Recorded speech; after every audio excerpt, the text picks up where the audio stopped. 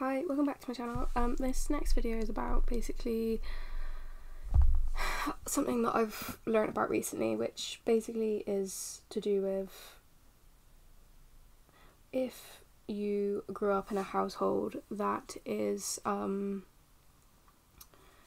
basically massive on anger and shame and guilt around certain aspects, you may be subconsciously programmed to feel that way about your every thought in life. And sometimes this isn't even a conscious process, like it takes time and like life happens throughout life. It's not to say like you should like just be snapping out of this conditioning, especially if you've lived with it your entire or most of your life.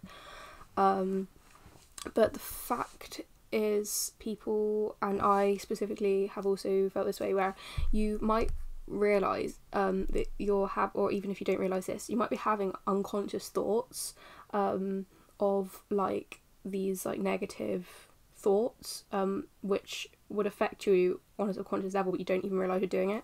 And sometimes if you can actually hone in to what you're actually subconsciously thinking and write it down, you can kind of combat it a bit better, rather than just like allow it to happen and be completely oblivious of it happening, or allowing it to sort of affect your behaviour, even like though that would happen probably anyway. But if you write it down, I feel like it can really help.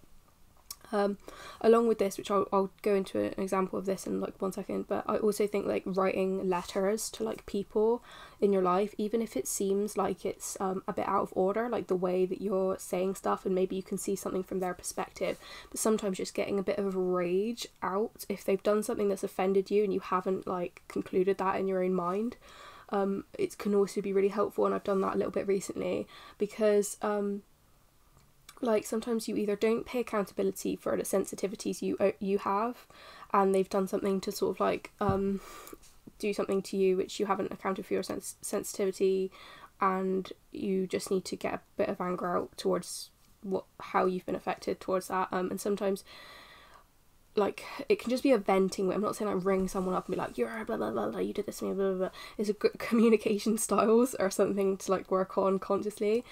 But having a bit of a rant or writing a letter towards someone that you're not going to send can actually be quite therapeutic. Because I did say in a recent video, which actually I don't think I've uploaded yet, at least, about there's this subconscious emotion that we can have, which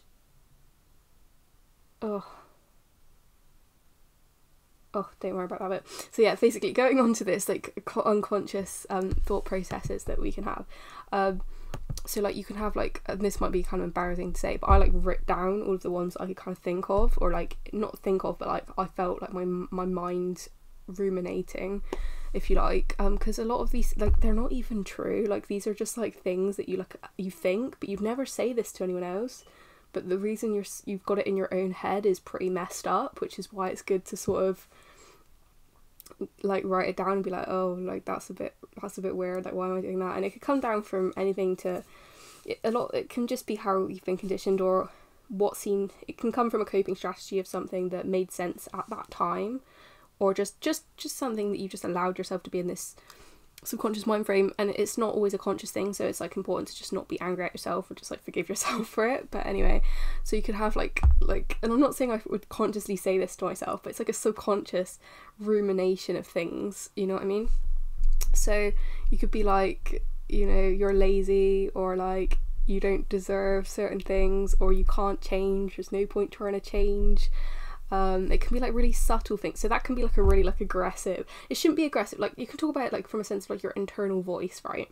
And everyone has like an internal voice, be that conscious or unconscious, and just like thought processes, if you like, that kind of go with it. And this girl was like talking about like calming your like inner child and all that stuff, and just sort of like acknowledging what they say and like and what you think, and like just trying to, and I think it's a case of like not ignoring that inner thought process, but sort of acknowledging it and being like, okay,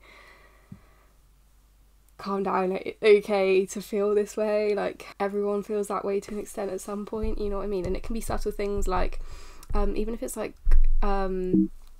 it's like what's the word, just like not doing what you want to do that day. So you could be like discouraged if you like don't do this today, you aren't doing well, you don't have to do this plan is too big, stop trying, and stuff like that. And it can be anything from that to anything like more aggressive or anything. And sometimes it's things like when they don't even really affect your day-to-day functioning. So they do, that's the kind of thing when you start developing like real issues.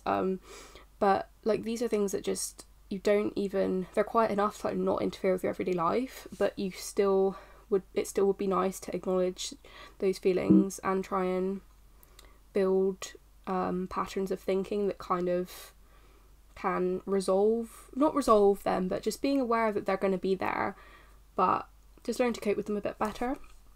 So yeah, that is this video. Yeah, a bit of a what the hell kind of video, but that's what we're doing. I watch a lot of videos on YouTube that are informative and then interpret them in my own way, and if I have something to say about it, we'll put them in a video and post it online. So there we go. Thank you for listening. Bye.